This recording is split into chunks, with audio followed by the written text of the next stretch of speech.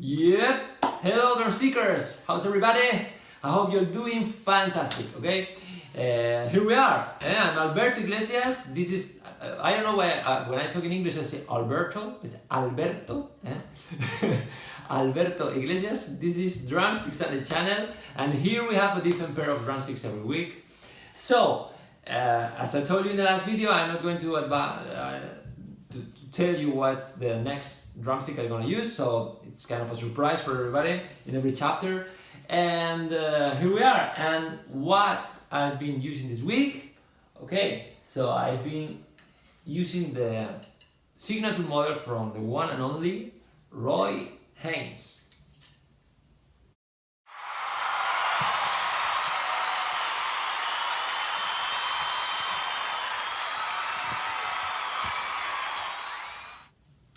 Okay, I know many of you don't know who Haynes is, especially if you are not into jazz and all that, but okay, if we're talking about Haynes, is talking about the history of drums and the history of jazz. He's one of the big guys in the jazz world, and especially drummers, of course. And you can go to I don't know, Wikipedia or YouTube or whatever and check it out, and if you put his name, you're gonna find out a lot of cool information. Well, as I always say, if we talk about these guys of that era, they've been playing practically with everybody in the jazz business, and especially these drummers had the opportunity to see this jazz, to see the style grow up. So you can come here and start. If you start seeing names of the big guys of the jazz scene, okay, of course, and singers, players, pianists, Chick Corea, Stan Getz, well, Jim Turner, Charlie Watts of the Rolling Stones say they have a lot of influence too. Because a funny thing, because of the way he plays, especially the solos and all that, he has a kind of peculiar style with. It's kind of sometimes sounds kind of rocky too. It's not only typical jazz or swings. The solos are amazing. You can find many of them in YouTube. So, what can I say? It's I think it's great to see these people and to know these people, and because they are part of the history of this instrument. I don't know. I of course I know that if you don't like jazz, you say, okay, I don't like jazz. It's not my thing. Okay, cool. But anyways, they are part of the history, and I think it's pretty interesting to know how this instrument also was developed. So if you have a chance, if you like all that, go there and check it out, okay? Check Haynes. So let's talk about his drumsticks, okay? First of all, let's see the picture so you have a chance to see how they look like, and we can talk about it, okay? Here you have the signature model from Zildjian, from Mr. Haynes.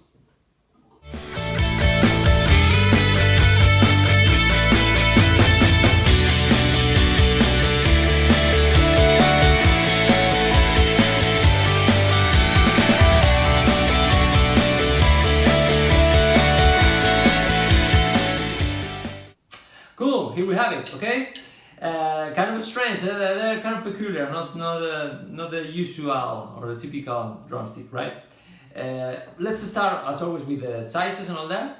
If we go to the Zildjian page, we can see that information here. So we have about the grip, we have 0.550. About the length, we have 15 plus 7/8 inches. It's hickory, but it has this kind of, it's walnut finish. They are darker than the regular drumstick or regular natural finish. What else? Okay, we have a super huge taper here, and a big oval tip, as you can see. Cool, so kind of a strange combination. Let's translate that. As always, we have 0.550, we are under the typical 5A, which is 0.565. So it's a thin drumstick, okay? You notice that immediately, your hands. So if you like that or you don't like that, it's up to you, okay? As I always say, even if you don't like it, I think that even if it's not your thing, you prefer other kind of grip, I think it's a great exercise also to practice sometimes with different kind of grips, because it helps you to feel that and to adapt your hand also to that. And sometimes you find out that it's easier with a different grip to feel better the drumstick, or the opposite. No, I don't like that, and you have to adapt. Maybe it works your fingers better. I don't know, but it happens to me with the opposite side, with a thick drumstick. I prefer thick drumstick for pad, for example, for pad practice, because I can feel better the drumstick. I can feel the movement, and I think it's better for exercising. But I like to change and try different grips. So. What else? Okay, about the length, nothing to say. It's almost 16 inches. It's 15 plus 7/8. I have no idea why they have that length. No idea, honestly. So, but it's almost 16. I haven't noticed that by any means. Okay, so let's see that kind of a 16 is practically a 16. Okay. But what I think is super cool, and the best thing about these drumsticks is the combination of taper and tip. In fact, I think it's the first time we have this kind of combination or idea, which is combining a super huge long taper. In fact, I would say that it's practically the same as a Peter Erskine. It's I don't know if I haven't compared that. But it's super long taper, as you can see. It's maybe this taper. I don't know if it's more or less than the Peter Erskine, but big band, but it's just super long. But in this case we have the opposite thing, which is a huge oval tip, huge, especially comparing with the drumstick, but it's kind of big tip, as you can see. So what can I say about these drumsticks? Well, first of all, about the thickness. It's up to you, okay? I feel, I always kind of prefer 5A between all that. I'm not a huge fan of thin drumsticks, but I'm kind of starting to love them.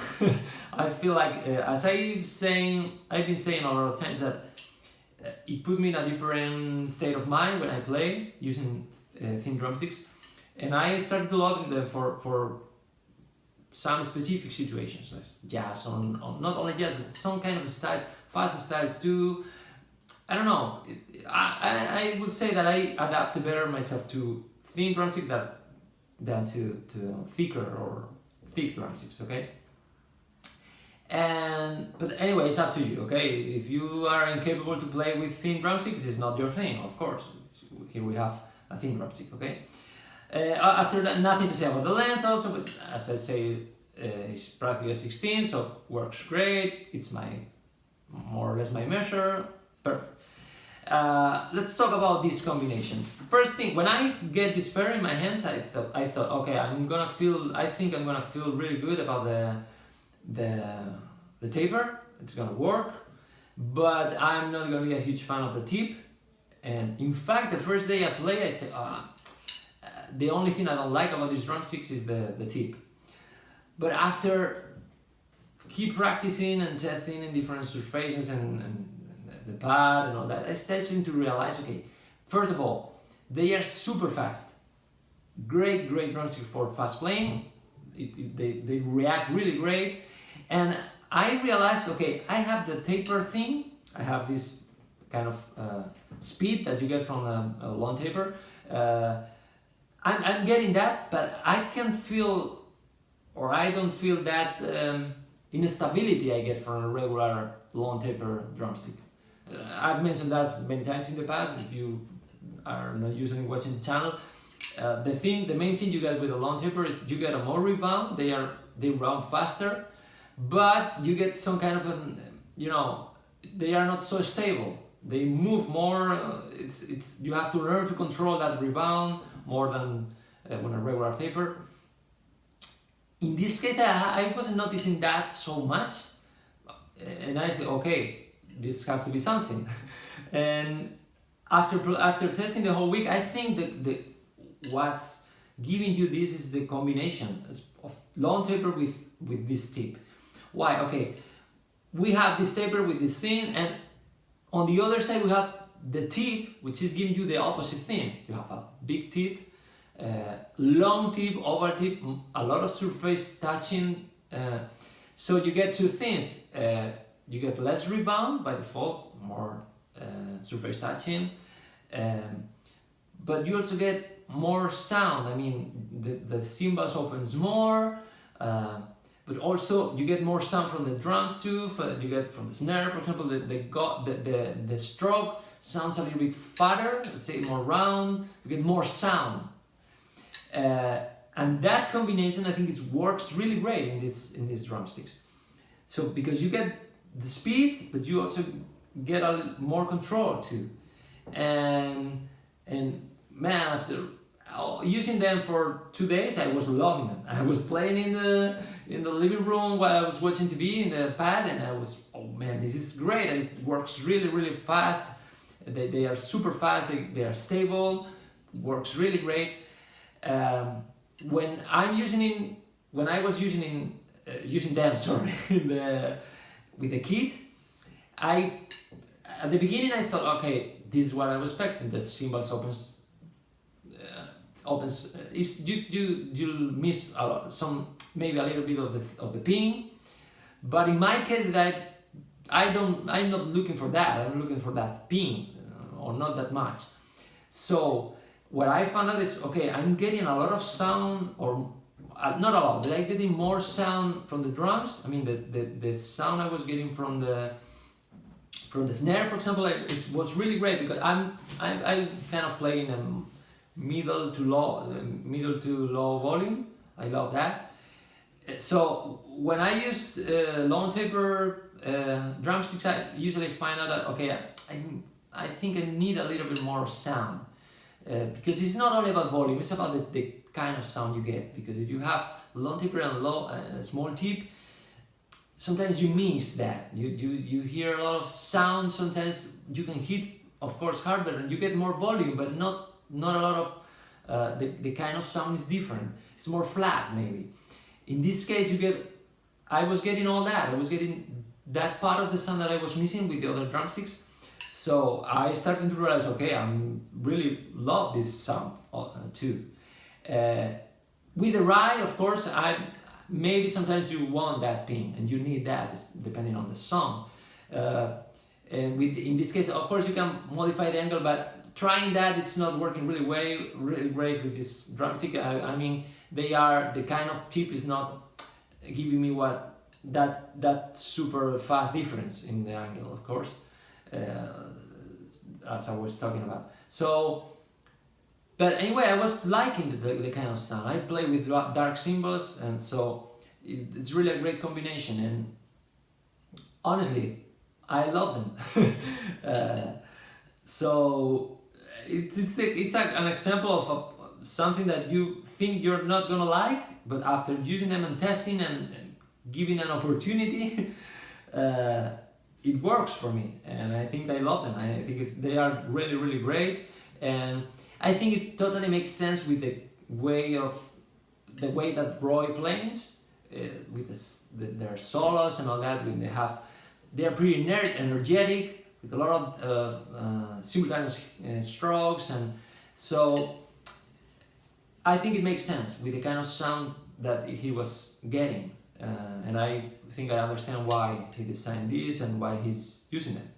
So if you are into jazz, I think it's not the typical jazz drumstick, and I will give them a try, and maybe it works, maybe no. It's up to you, but I'm pretty sure it's gonna give you something different. And if you play a lot of jazz, I think it's great to have that option in the drum bag.